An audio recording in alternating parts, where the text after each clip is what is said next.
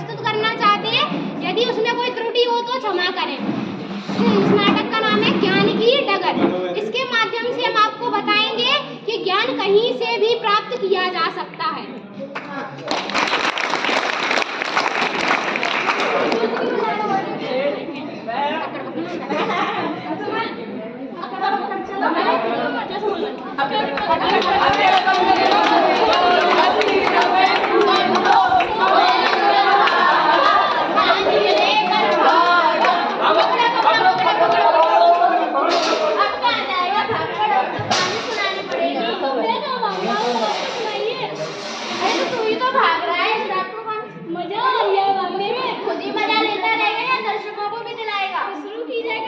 सबसे बड़ा कौन? दीपक। दीपक से बड़ा कौन? चांद। चांद से बड़ा कौन? सूरज। सूरज से बड़ा कौन? ये जीवन। ये जीवन सबका सिरमौर है। कहते हैं कि रेगिस्तान की बातें भी रेत की तरह महीन और बारीक होती हैं। भगवान उस गौड़िये की तरह सभी को सहज मन और सहज बुद्धि दे रहे हैं कि धूप और चांदनी से सावन के साथ कीड़ों के विषय विशेष गिरत रहा। जहाँ सावन के नए चांद पर एक मेला लगता था। यहाँ से 4 खेतों की दूरी पर एक नदी है, जहाँ साथ में 1-2 बार नदी आती है। इस विशेष टीले का यही चमत्कार। एक बार एक गड़िया अपने भेड़ों के झुंड को चलाता हुआ मेले के दौरान यहाँ पहुंचा। भेड़िया तो अपनी इच्छा अनुसार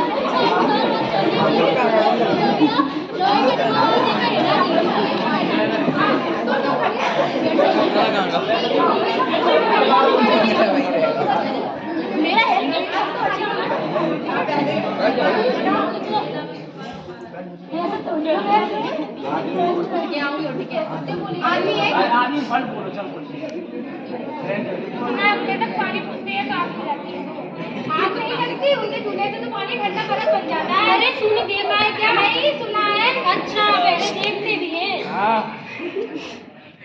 सुना है, वे मुर्दे में जान फूंक देते हैं। हाँ तू मर के देख ले।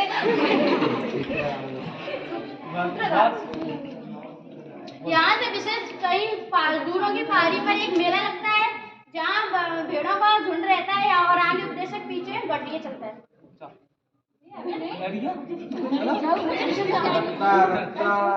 देखो ये जिंदगी आगे बढ़ रही है, कहीं पहाड़ कहीं टीले, कहीं नदियाँ तो कहीं झरने, कहीं रेगिस्तान तो कहीं समंदर। खुदा की खुदाई को कोई नहीं जानता।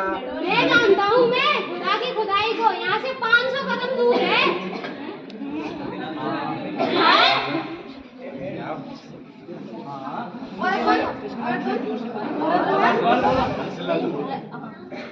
अरे भाई जब बड़े बड़े ज्ञानी भी खुदा की खुदाई को नहीं जानते तो तुम्हारी औकात ही क्या है?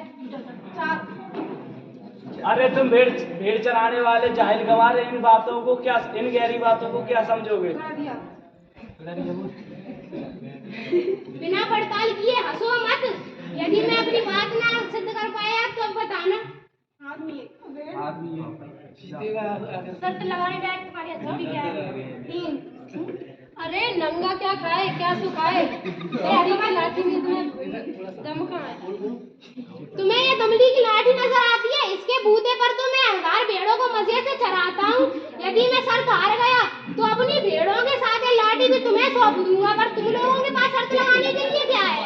ये 1000 मोहरे हैं, अगर मैं शर्त हार गया तो इन 1000 मोहरों से 100 मोहरें तुझे दे दूंगा। वाह वाह वाह, क्या बात है, वाह क्या बात है। इसमें देखने की क्या? चलो मैं दिखाता हूँ तुम्हें खुदा की खुदाई। गडरिये ने रात खाई, चलो देखें खुदा की खुदाई। चलो आगे गड्ढिया पीछे उपदेशक, सबके आगे गड्ढिया चल रहा था, उसके पीछे उपदेशक। ये नदी क्या तुम लोगों ने खुदाई? गांव के मालिक ने खुदाई? नहीं भाई, मालिक की क्या होगा जो ऐसी नदी खुदाए? तो क्या राजा ने खुदाई? अरे नहीं, क्यों बकवास करते हो? राजाओं के भूतों की बात नहीं है। तो क्या किसी सेठ साहूकार ने खुदाई? नहीं, तौबा तौबा, पैसों को जो राजे का नहीं चलता, क्यों बेकार में दिमाग लड़ा रहे हो? तो फिर तो किसी बादशाह ने खुदाई होगी। ना रे ना, बादशाह का भी यहाँ जो नहीं चलता। तो आप लोगों के ख्याल से नदी नहीं है खुदा की खुदाई?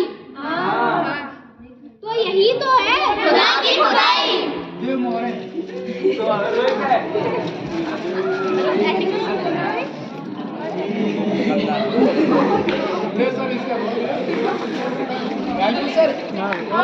आप लोग को मुझे मूर्ख समझ रखा है। भेड़े चराना तो मेरा धर्म है। आप कहो तो एक शर्त और लगा लूं। मैं इंसान के अंदर मन की बात बता सकता हूँ। आप कहो तो आपके मन की भी बात बता सकता हूँ। अगर नहीं बता सका तो ये 100 मोहरे आपकी वापस कर दूंगा। ना, सिर्फ मोहरा लौटाने से काम नहीं चलेगा। अगर मैं सर जीत गया तो 100 मोहरों के साथ ये सारी भेड़ें मेरी हो जाएंगी। अच्छा। और अगर मैं सर हार गया तो 200 मोहरा और गिन दूंगा। अच्छा, भेड़ों को हथियाने का ऐसा तुमने सोच रखा है तो ले लेना, पर भेड़े चराना उपदेश देने की तरह इतना आसान नहीं है। एक दिन में ही तौबा कर जाओगे। तुझे इससे क्या करना? आप बहाने मत बना, मेरे मन की बात बताओ और शर्त जीत ले। मुझे आपका अंतर मन पानी की तरह साफ दिखाई दे रहा है। आप सोच रहे हैं कि बादशाह की उम्र 1000 साल हो और उनका राज्य दिन दुगना रात चौगुना बढ़े, घरे घरे चमन चैनी की बंसी बजे और राज्य में जरूरत के मुताबिक बारिश होती रहे। बताइए, क्या आपके मन में ये चारों बातें नहीं थी? बताइए। बोलिए। अरे इनका चेहरा तो देखिए कितने चुप हो गए हो। हाँ, मेरे मन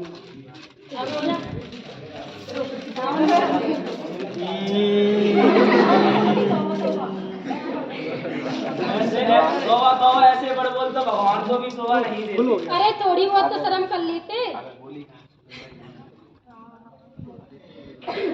आप कहो तो मैं एक शर्त और लगा लूं। मेरे जैसे करामाती के लिए ये कोई बड़ी बात नहीं है।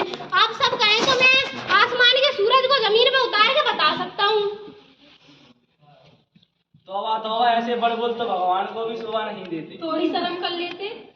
इसमें शर्म की क्या बात है? अगर अपनी बात पूरी करके ना बताऊं तो तुम्हारा सिर और मेरी जूती है। मतलब मेरा सिर और आपकी जूती। यह शर्त मुझे मंजूर है। ठीक है, तो अभी दिखा दो।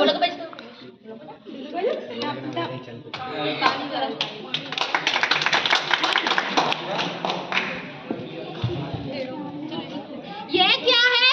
सूरज। आप लोग बताइए, ये सूरज है कि चांद? अरे दिन में कैसे चांद दिखने लगा?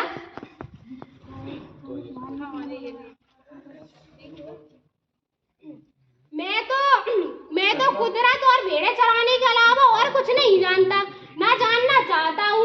ये कलाएं तो मैंने सूरज और चंद्रमा को नीचे उतारना तो ठेठ बचपन में ही सीख लिया यह था। तो हर कोई जानता है, मैं भी जानता हूँ। तो फिर शर्त क्यों लगाई? अब आप सभी फैसला अब कीजिए। आप ही बताइए। हाँ, क्यों लगाई? सही है। अब दो।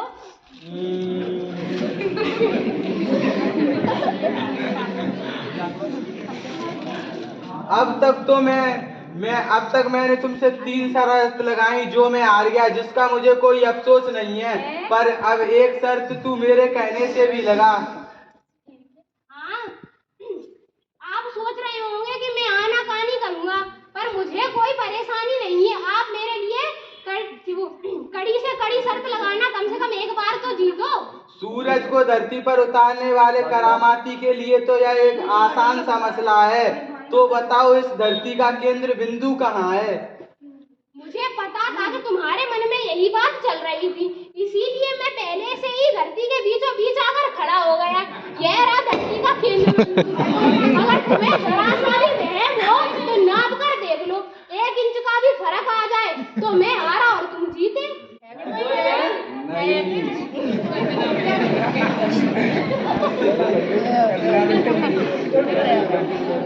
बस रहने दो, बचपन से ही दिल लगी करने की आदत हो गई है।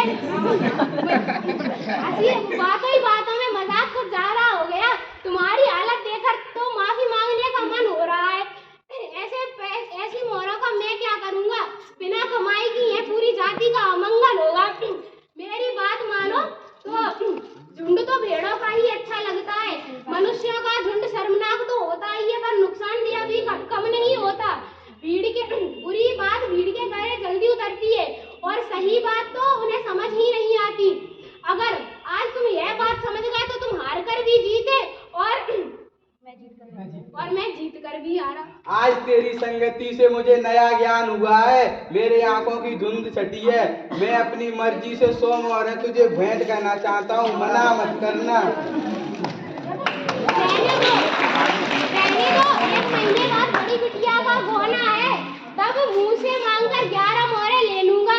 आपको 9 का दे दूं तब याद रखिएगा। दिल में उतरी हुई बात सपनों में भी नहीं भूली जाती, मैं जरूर आऊंगा।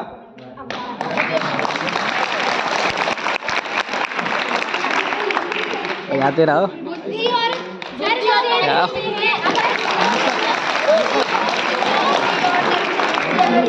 अनुभव से मिलती है भैया ज्ञान की डगर।